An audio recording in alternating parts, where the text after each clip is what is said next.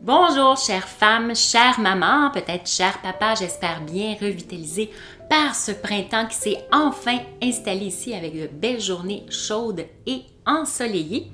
Alors aujourd'hui, nous allons parler du changement. Justement, je pense que l'énergie du printemps nous amène à vouloir faire certains changements dans nos vies au quotidien. Mais avant tout, je me présente, je suis Christine Pagé, docteur en psychologie, psychologue en pratique privée depuis plus de 20 ans. Et j'aide les femmes, les mamans épuisées et débordées à alléger leur charge mentale pour mieux profiter de la vie au quotidien. Donc, justement, en parlant de changement, j'ai moi-même choisi de changer un peu ma coiffure il y a quelques jours, mais j'ai aussi pris la décision de créer un podcast qui est déjà en ligne sur les différentes plateformes de podcast. Donc, si vous avez envie, vous pouvez aller l'écouter. C'est le podcast de la psy en ligne. Et à partir de la semaine prochaine, eh bien, je vais faire un podcast filmé. Donc, au lieu de faire des vidéos que je vais publier sur la chaîne YouTube ou sur mon groupe privé Facebook, je vais enregistrer un podcast filmé.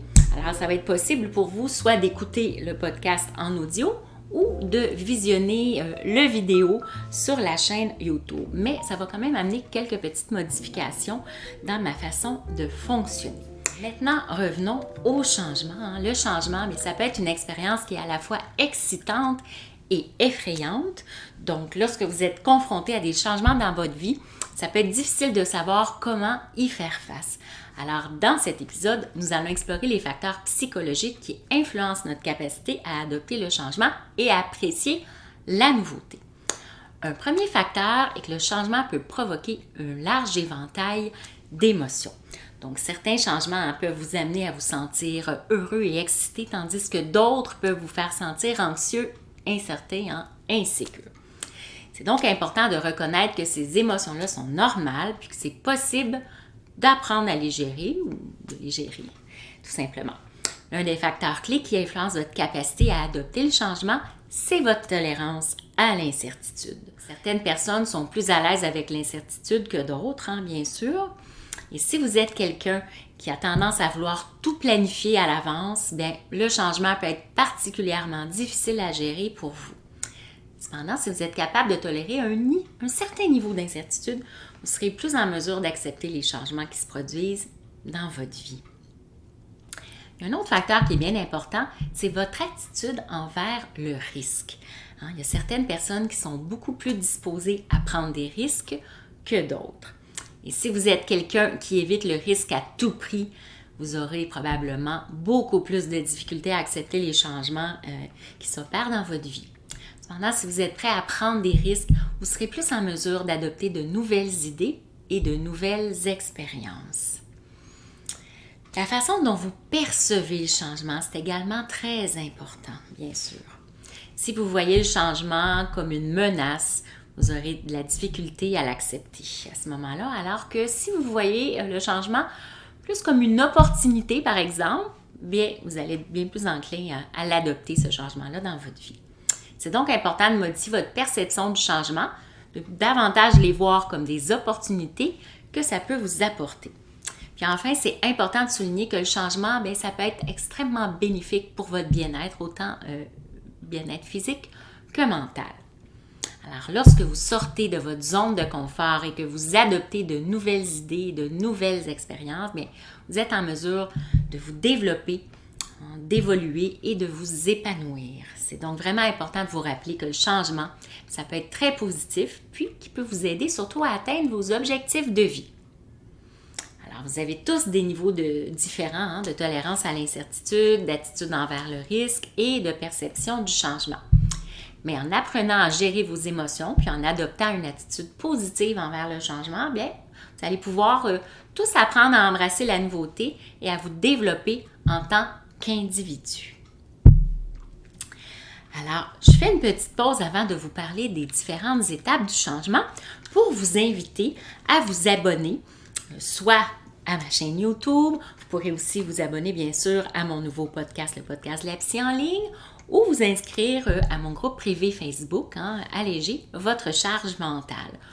Si ça vous inspire, bien sûr, vous pouvez cliquer j'aime sur cet épisode ou le partager aux gens à qui vous pensez que ça pourrait être utile.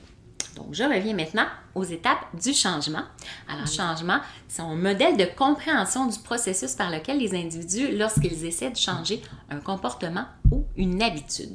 Ce modèle-là a été développé par Prochaska et Di Clemente en 1983 et est souvent appelé le modèle transthéorique du changement. Alors, le modèle se compose de 5 étapes clés qui sont les suivantes. Donc, la première étape, la pré-contemplation. Dans cette étape, vous n'êtes pas prêt à changer votre comportement et vous ne voyez pas la nécessité, tout simplement, de le faire. Vous pouvez être inconscient des effets négatifs de votre comportement ou vous sentir impuissant aussi à le changer. Donc, l'étape numéro 2, la contemplation. Dans cette étape, vous commencez à prendre conscience de l'impact négatif de votre comportement et vous commencez aussi à envisager de le changer. Vous pouvez être ambivalent quant au changement en mesurant les avantages et les inconvénients de ce changement-là dans votre vie. Étape numéro 3, la préparation. Dans cette étape, vous avez pris la décision de changer, puis vous commencez à planifier comment vous allez le faire. Donc, vous pouvez commencer, par exemple, à chercher des informations sur les stratégies, les ressources qui sont disponibles pour vous aider à changer. Étape numéro 4, l'action. Alors, dans cette étape, vous commencez à mettre en œuvre les changements classiques selon les informations, les ressources, les stratégies que vous avez trouvées. Vous pouvez avoir besoin de soutien, de motivation et aussi de développer des compétences pour réussir. Enfin, la dernière étape, le maintien. Donc, dans cette étape, vous avez réussi à modifier votre comportement et vous cherchez à maintenir ce changement à long terme. Vous pouvez encore rencontrer des défis et des tentations pour revenir à votre ancien comportement, mais vous avez appris à gérer ces défis de manière efficace. C'est important de noter que chaque personne peut passer d'avant en arrière entre ces étapes en fonction de leur niveau de motivation, de leur confiance et de leur soutien. Donc, ce ne sont pas des étapes qui sont totalement linéaires. Parfois, on recule pour mieux avancer dans l'intégration de ces nouveaux comportements dans notre vie. Alors, le modèle transthéorique du changement, c'est un guide donc, pour comprendre le processus du changement, mais il n'est pas nécessairement une formule qui est rigide. Donc, en comprenant les étapes du changement, vous pouvez mieux comprendre votre propre processus de changement et chercher le soutien et les ressources nécessaires pour réussir. Alors, en conclusion, la psychologie du changement et de la nouveauté, c'est bien complexe et multifactoriel et ça démarre bien sûr de tout ce que vous vivez dans votre vie en général, que ce soit dans vos relations personnelles, familiales, sociales, au travail, dans vos activités, au niveau de vos finances, etc., etc. Donc, voilà qui met fin à cet épisode sur le processus de changement en psychologie. Je vous rappelle que vous pouvez télécharger mes fiches pratiques, les 9 outils allège mental dans la description en dessous. Et ces fiches-là ont été conçues pour que vous puissiez les utiliser facilement, par exemple, en les affichant sur un tableau ou votre frigo dans la cuisine. Donc là-dessus, je vous souhaite une excellente fin de journée. Merci pour votre écoute. Et comme toujours, prenez bien soin de vous avec bienveillance. Au revoir!